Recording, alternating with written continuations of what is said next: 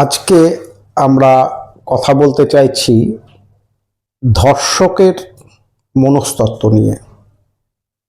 এই মুহূর্তে একটি ন্যক্কারজনক, নিকৃষ্ট, ঘৃণ্য ধর্ষণ কাণ্ড এবং তার সাথে সংশ্লিষ্ট হয়ে রয়েছে অবশ্যই একটি নারকীয় হত্যাকাণ্ড। এই বিষয়ে আমরা বিচার চাইছি। এই আমরার মধ্যে অবশ্য খুব দুর্ভাগ্যজনকভাবে কিছু স্বার্থান্বেষী মানুষ নেই, কিন্তু এই বিচার চাওয়াটা আসলে আমাদের লড়াইয়ের একটা অংশ।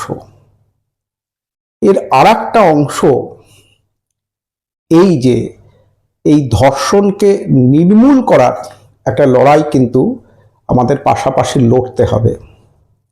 যে বিকার থেকে, যে মনস্তাত্ত্বিক সংকট থেকে, যে মনস্তাত্ত্বিক জঘন্যতা থেকে মানুষ এই ধরনের কাজে লিপ্ত হয়, তার আন্ডারস্ট্যান্ডিং যদি আমাদের মধ্যে থাকে, তাকে আমরা বুঝতে পারি, তাকে চিহ্নিত করতে পারি, তবেই কিন্তু আমরা এই লড়াইটাকে একটা সুনির্দিষ্ট, ভবিষ্যমুখী এবং সাস্টেনেবল জায়গায় নিয়ে যেতে পারবো। আমি এটাকে কিন্তু একটা নিছক একাডেমিক আলোচনা হিসেবে দেখতে চাইছি না।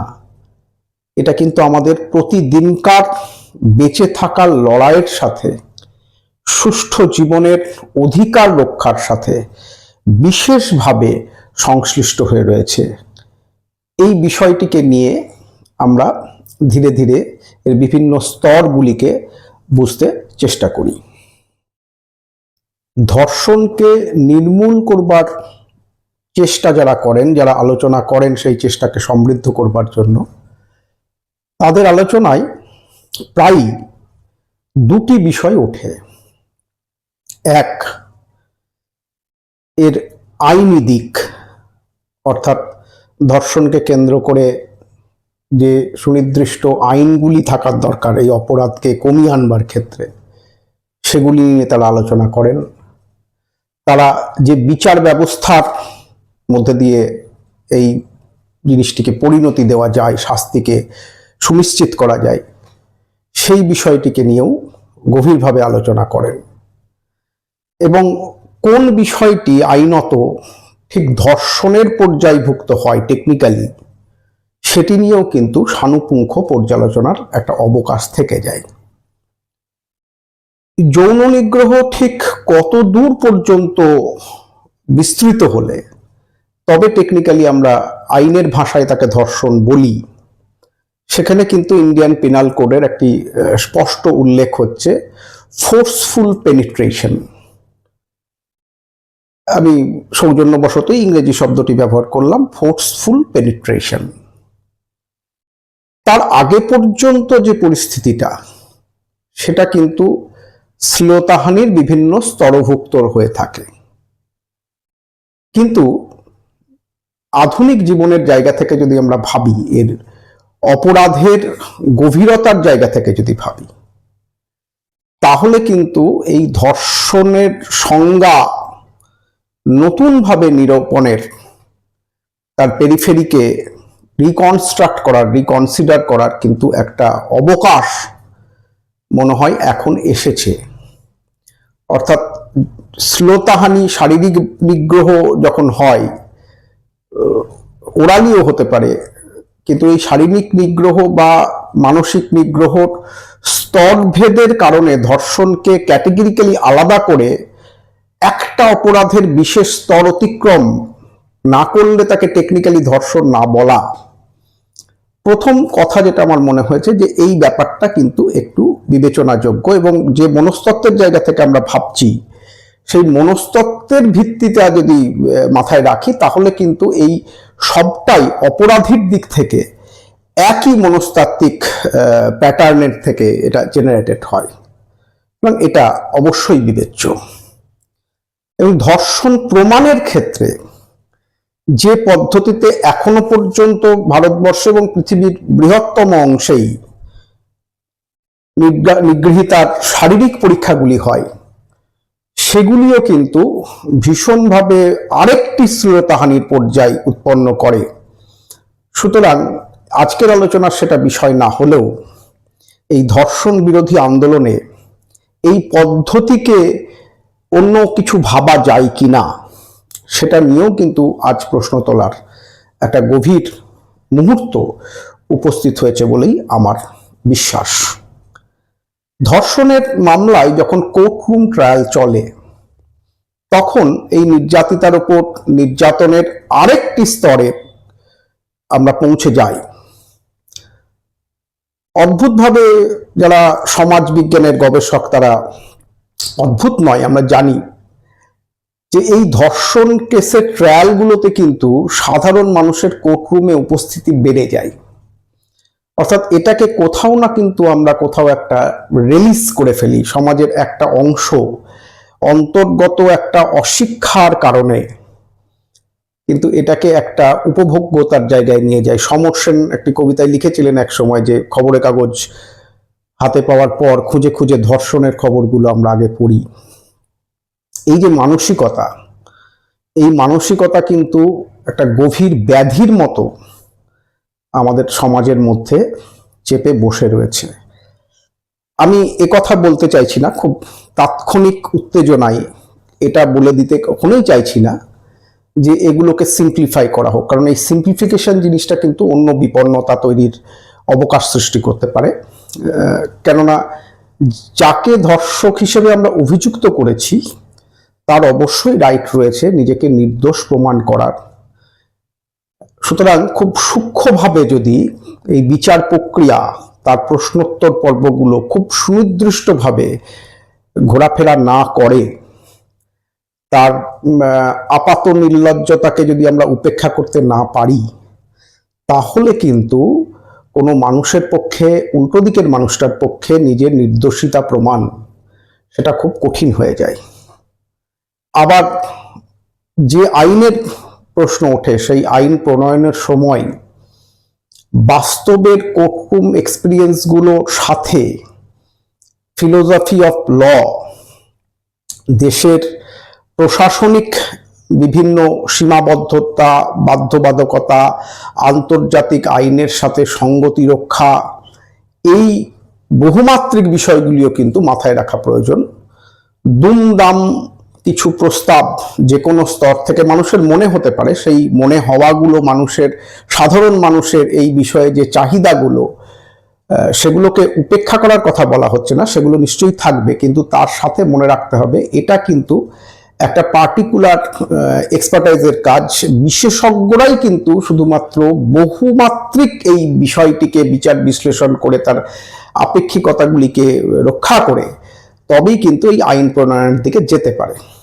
কিন্তু আমরা যারা সাধারণ মানুষ তাদের দিক থেকে যেটা খুব করণীয় হতে পারে, মানে আমি বলতে চাইছি যে এই বিচার বিভাগ, আইন বিভাগ, শাসন বিভাগের জাতীয় এবং আন্তর্জাতিক সমন্বয় রক্ষা করে যে যে পথপন্থাগুলো উৎপন্ন করা, উদ্ভব করা সম্ভব, সেগুলোতে সাধারণ মানুষের পার্টিসিপেশনটা হয়তো সবসময় সেভাবে সম্ভব নয়, টেকনিক্যাল কারণেও সম্ভব নয়, তাদের অবস্থানগত অবস্থার কারণেও সম্ভব নয়, কিন্তু সাধারণ মানুষের পক্ষে যেটা খুব বড় রকমের একটা করণীয় জায়গা থেকে যায় সেটা হচ্ছে যে আমাদের সার্বিকভাবে জাতীয় মানসিকতার একটা পরিবর্তন আনা, এবং সেই পরিবর্তন আনাটাকে বোঝার চেষ্টাই কিন্তু আমাদেরকে করতে হবে। পরিবর্তন আনতে গেলে আমাদেরকে চিনতে হবে যে আসলে ঠিক কোথায় আমাদের মাথার মধ্যে এক বিশেষ জটিলতা এই ধরনের কাজে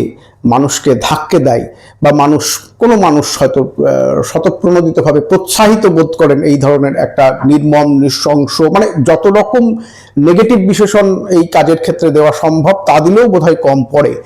কিন্তু এই বিষয়টি নিয়ে কিন্তু আমাদের সচেতনতা, আমাদের প্রত্যেক মুহূর্তে আমাদের পাশের মানুষগুলোর ব্যবহারিক জীবনকে অবজার্ভ করা, কোথাও নিজের ক্ষেত্রেও কোনো একটা দিকে আমার একটা পারভার্সন তৈরি হচ্ছে বলে যদি আমার মনে হয়, নিজেকেও কনসাস করে ফেলা যে আমি এদিকে যেতে পারি, এই সেলফ কনসাসনেস এবং সোশ্যাল কনসাসনেস, এই দুদিক থেকেই কিন্তু এই মনস্তত্ত্বের বিভিন্ন স্তরগুলোকে বোঝাটা খুব জরুরি। বাস্তবের কোনো ঘটনাকে মনস্তাত্ত্বিকভাবে চুলচেরা বিশ্লেষণ করতে গেলে নিজেরই একটু বিপন্ন লাগে।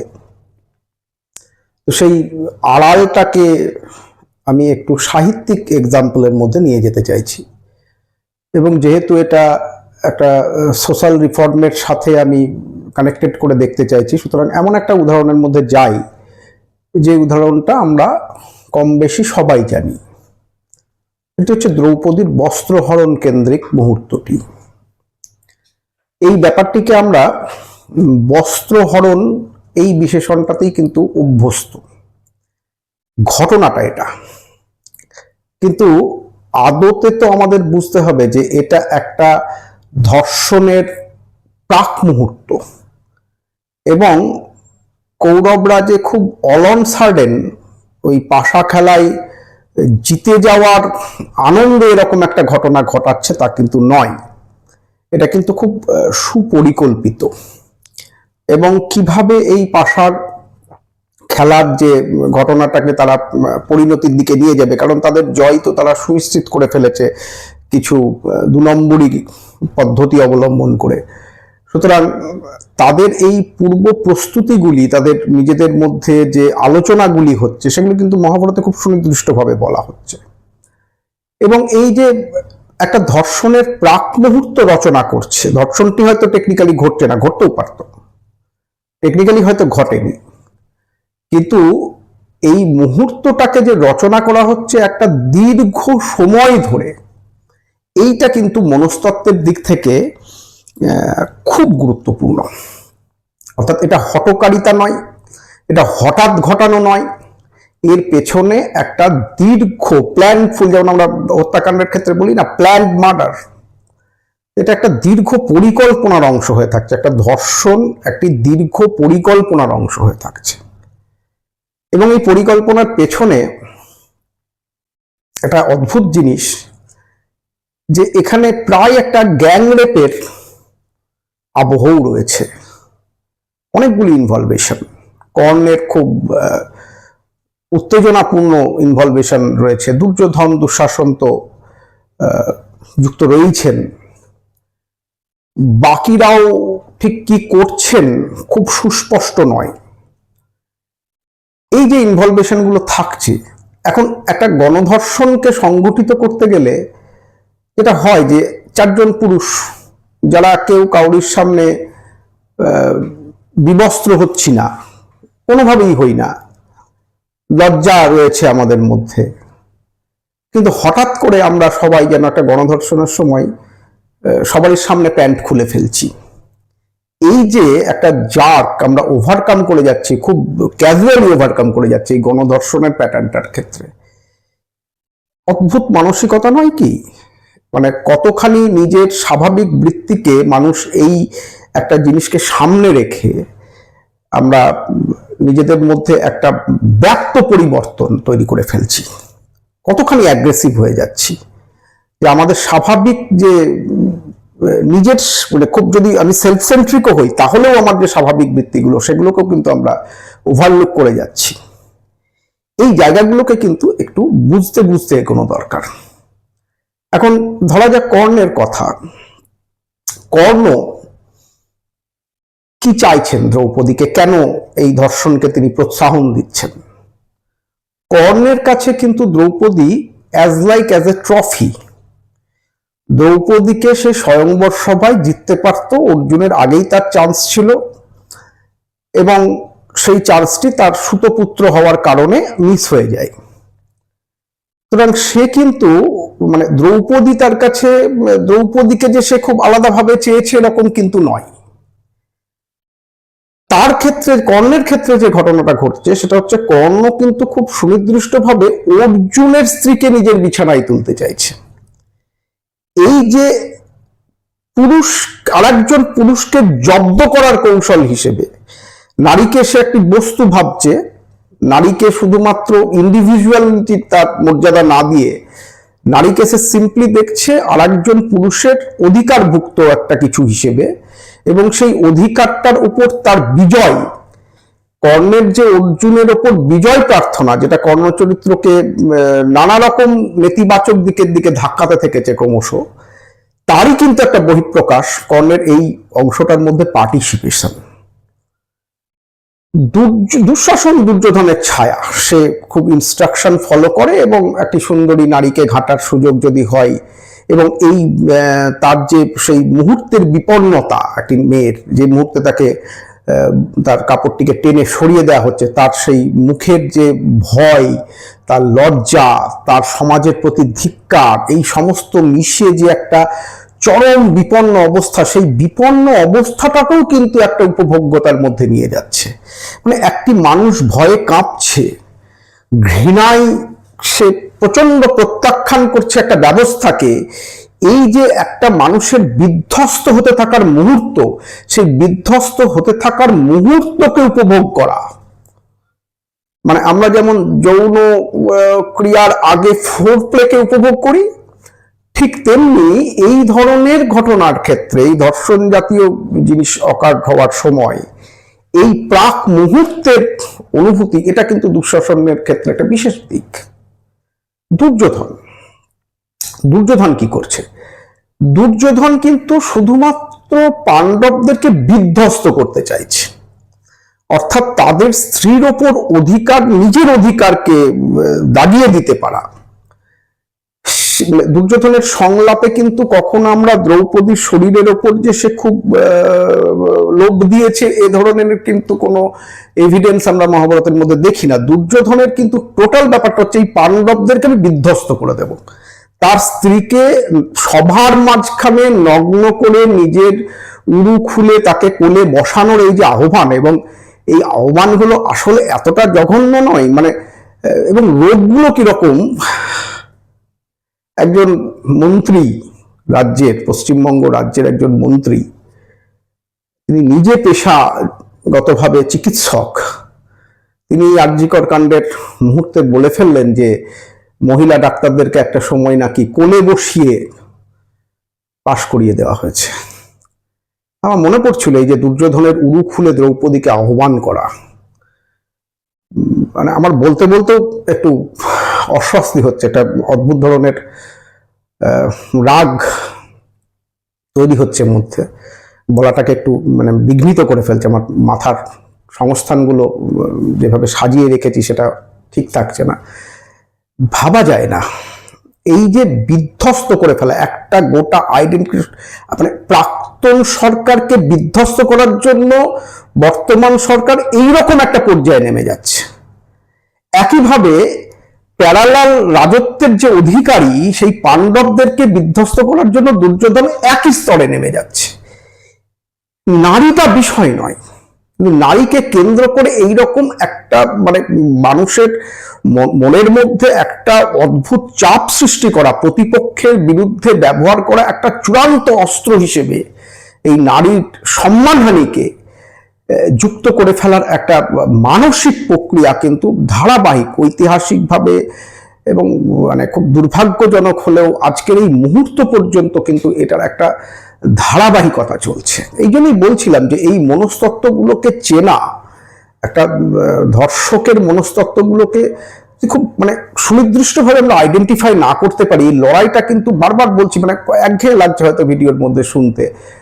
আমরা হয়তো ভিডিওটাকে একটা পর্বে শেষ করব, বাকি পর্বে হয়তো আমরা গোটা যা বলতে চাইছি সেটাকে কমপ্লিট করব, কিন্তু এই ব্যাপারটাকে আমরা এখানে এই পৌরাণিক উদাহরণ থেকে দেখাতে চাইলাম যে কত বিচিত্রভাবে কিন্তু এই অ্যাগ্রেশনটা, নারীর বিরুদ্ধে একটা জঘন্য অপরাধকে সংগঠনের মুহূর্তে কত বিচিত্রভাবে এই অ্যাগ্রেশনগুলো তৈরি হচ্ছে।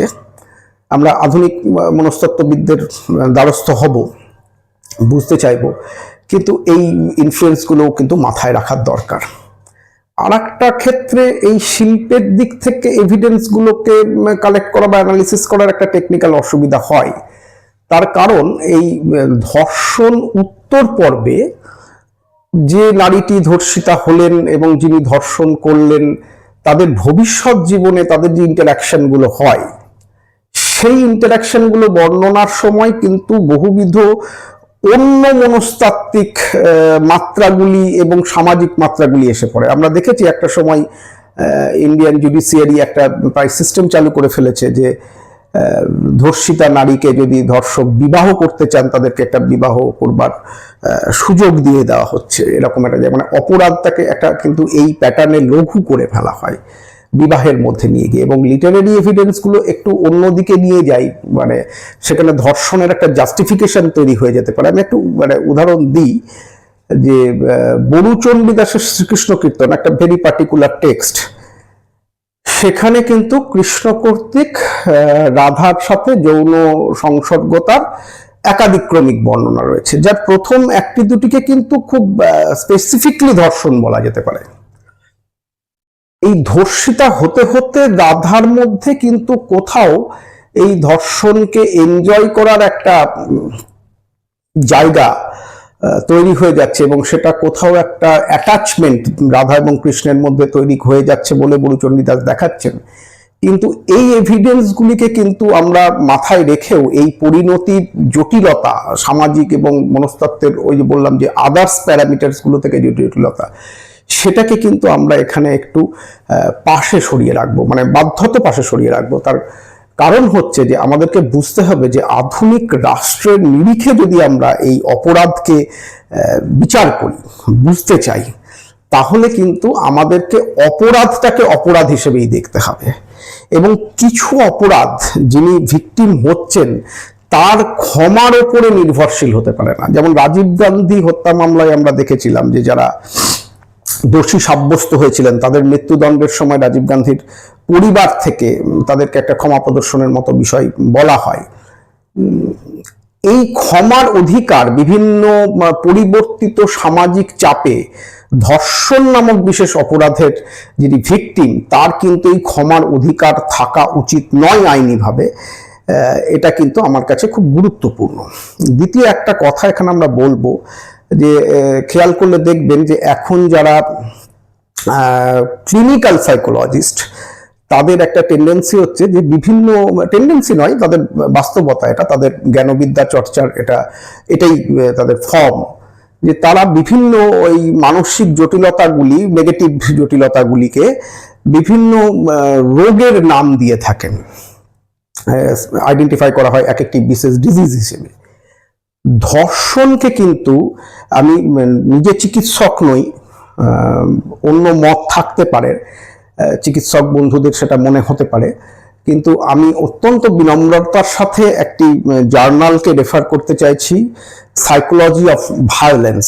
এটা আমেরিকান সাইকোলজিক্যাল অ্যাসোসিয়েশনের একটি জার্নাল। এখানে কিন্তু একটি রিপোর্টে খুব স্পষ্টভাবে উল্লেখ করা হচ্ছে যে ধর্ষণ কিন্তু কোনো মানসিক রোগ নয়। এটা আমাদের মাথায় রাখতে হবে। ধর্ষণকে কোনোভাবেই কিন্তু এই সাইকোলজি অফ ভায়োলেন্স নামক জার্নালটি, এবং সেটি মানে এটা কি একটি জার্নালকেই রেফার করছি তা না, এটা অত্যন্ত গুরুত্বপূর্ণ একটি জার্নাল, সেই জার্নাল কিন্তু এটা খুব স্পষ্টভাবে রেফার করছে যে এটা কিন্তু কোনোভাবেই একটি মানসিক রোগ বলে চিহ্নিত করা সম্ভব না। এটাকে বোঝাতে হবে, এটাকে খুব সুনির্দিষ্টভাবে বোঝাতে হবে মানুষকে যে এটি কিন্তু একটি ক্রিমিনাল অফেন্স, খুব সুনির্দিষ্ট একটি ক্রিমিনাল অফেন্স। এবং একটা খুব তাক লাগানো সত্যের কথা বলি যে ডক্টর স্যামুয়েল ডি স্মিথম্যান, আমেরিকান গবেষক, এবং তিনি নিজেও কিন্তু ক্লিনিক্যাল সাইকোলজিস্ট, 1970 সালে একটা ব্যাপ্ত সার্ভে করেছিলেন, যেটাকে আমরা বলি ফিল্ড স্টাডি করেছিলেন। তিনি গোপনীয়তা রক্ষিত হবে এই শর্তে কিছু ধর্ষককে আহ্বান করেছিলেন, ওপেন কল ছিল, এবং তাতে কিছু ধর্ষক সাড়া দিয়েছিলেন, এবং সাড়া দিয়ে তারা তাদের ডিক্লারেশন এই গবেষণা কাজে নথিভুক্ত করেন। খুব আমরা আইডিয়া করতে পারি যে এটা কতটা কষ্টসাধ্য কাজ হতে পারে। যাই হোক, এটা তিনি করতে সক্ষম হয়েছিলেন, আমেরিকা বলেও হয়তো সম্ভব হয়েছিল, এটাও মানতে হয়। এখানে একটি আশ্চর্য তথ্য উঠে আসে যে এই 70 সালের কাজটিতে 70% ধর্ষক তারা কিন্তু আদৌ এ ব্যাপারে কনসাস নয় যে এটি একটি মানে মারাত্মক ক্রিমিনাল অফেন্স। এই ব্যাপারটা ব্যাপারটা সম্পর্কে ধর্ষকদের একটা কনসাসনেসই বিল্ট আপ হয়নি।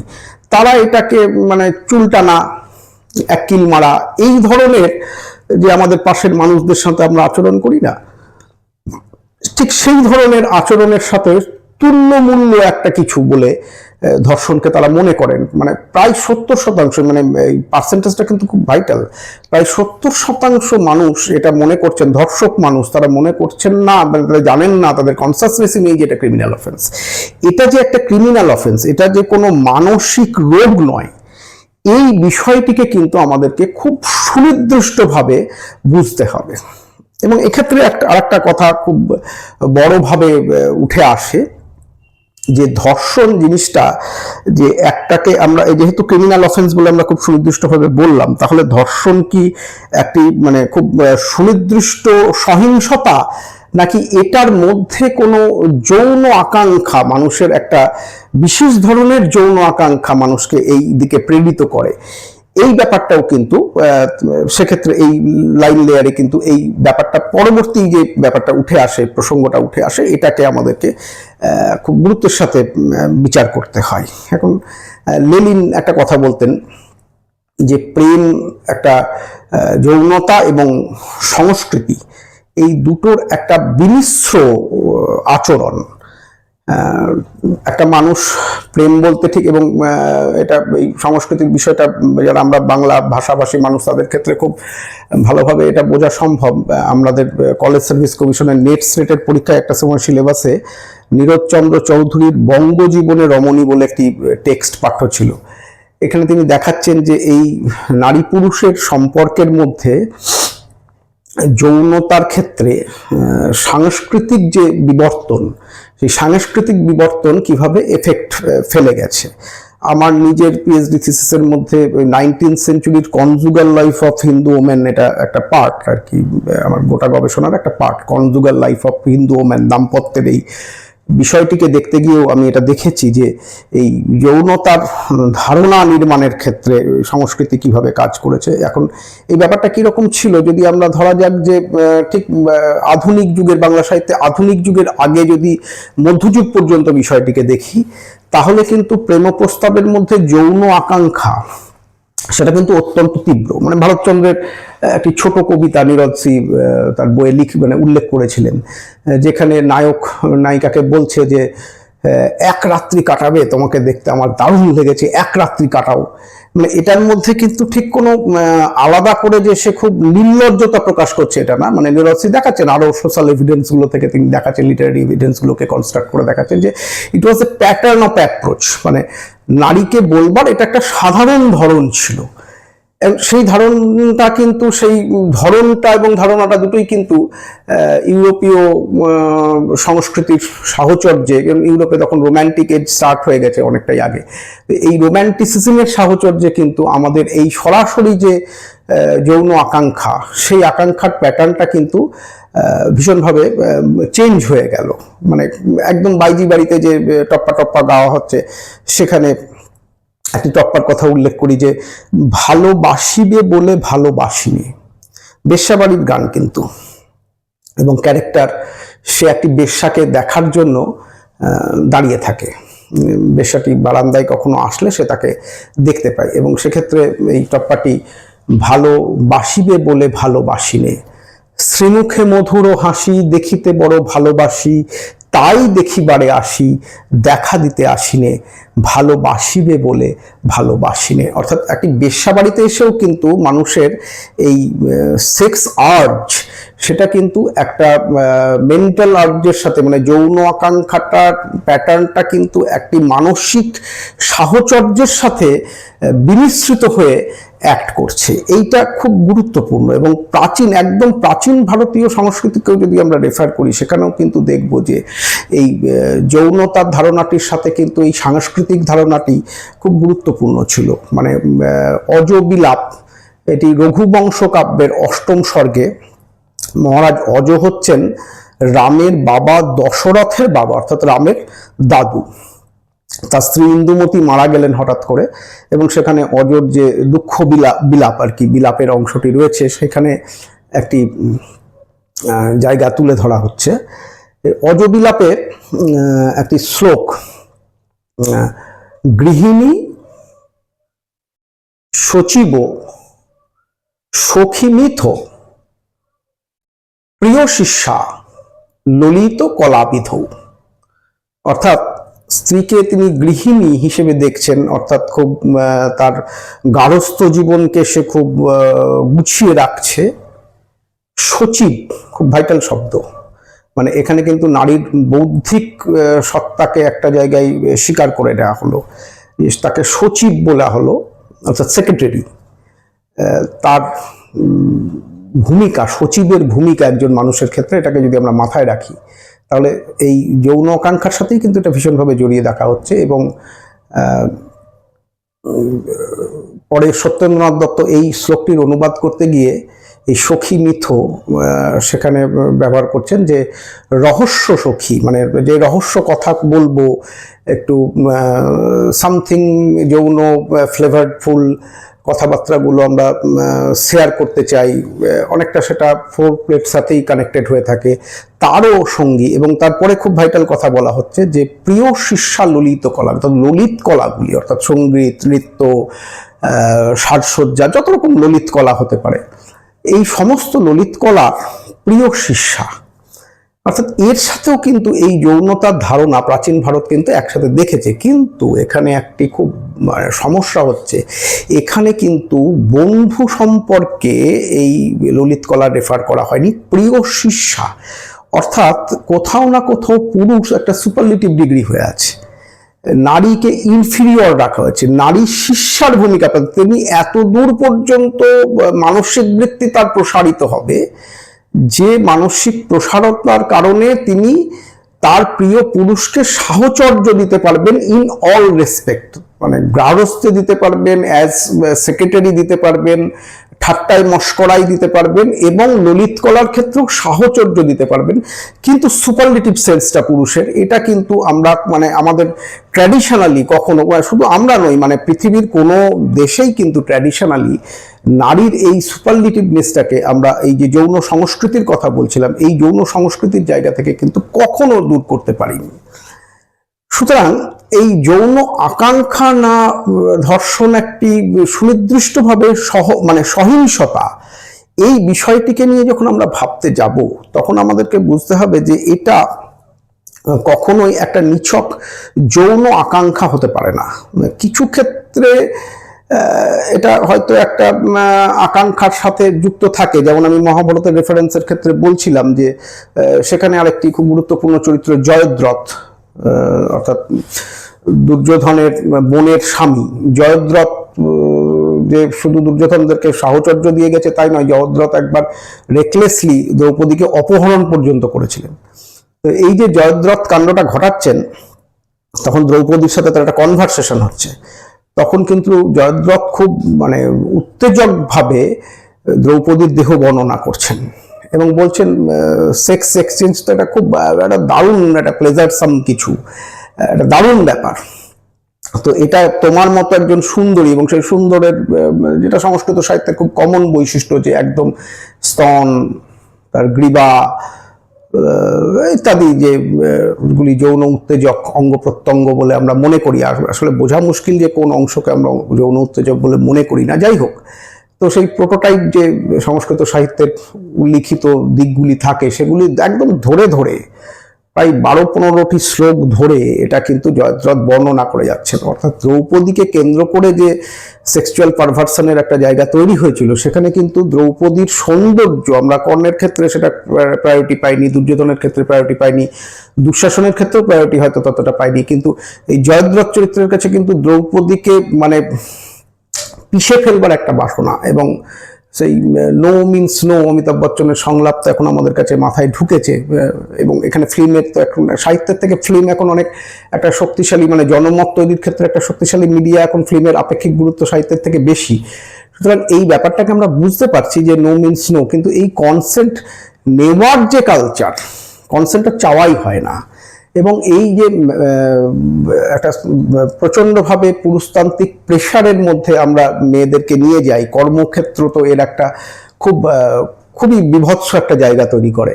এই যে জায়গাগুলোর মধ্যে আমরা নারীকে টেনে নিয়ে যাই, সেই টেনে নিয়ে যাওয়ারগুলোর মধ্যে কিন্তু কোথাও এই আধিপত্যবাদের একটা অদ্ভুত প্যাটার্ন। এই আধিপত্যবাদ কিন্তু সহিংসতার সাথে খুব সুনির্দিষ্টভাবে কানেক্টেড। এখন এই ভাবে আমাদের আলোচনা এগোতে থাকবে, একটু দীর্ঘ আলোচনা স্বাভাবিকভাবেই হবে। সেজন্য আমি এই ভিডিওটিকে আপাতত এখানে শেষ করতে চাইছি। আমরা পরের পর্বে এর বাকি অংশগুলো নিয়ে আবার কথা বলবো।